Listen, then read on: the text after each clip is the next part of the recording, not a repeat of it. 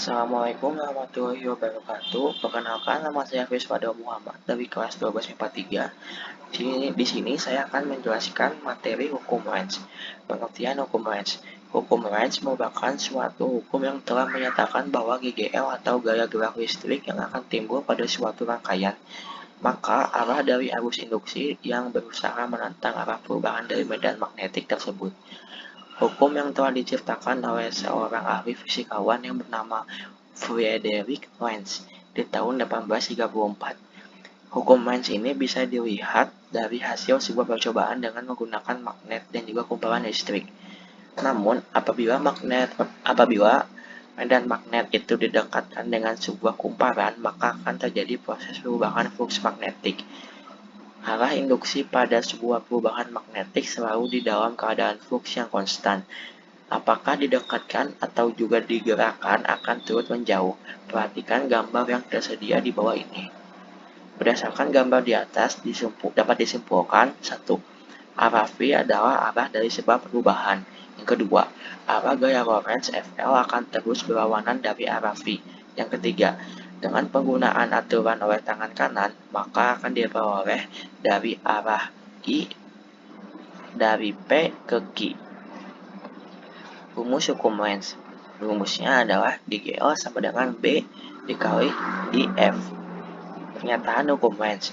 Jika GGL induksi timbul kepada suatu rangkaian, maka arah dari induksi yang dihasilkan akan sedemikian rupa dan menimbulkan medan magnetik dari induksi yang menentang perubahan oleh medan magnetik, atau arus induksi yang berusaha mempertahankan flux magnetik dan totalnya konstan.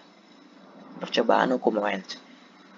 Jika magnet akan digerakkan mendekati benda kumparan, maka kemana arah arus listrik yang tepat terjadi khusus pada hambatan R.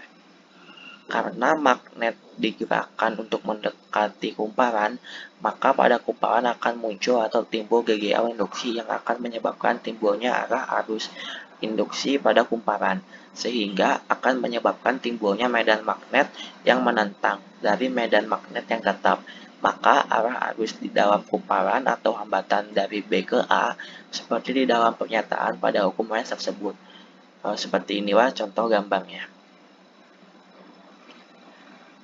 Contoh soal hukum Lenz. Nomor 1.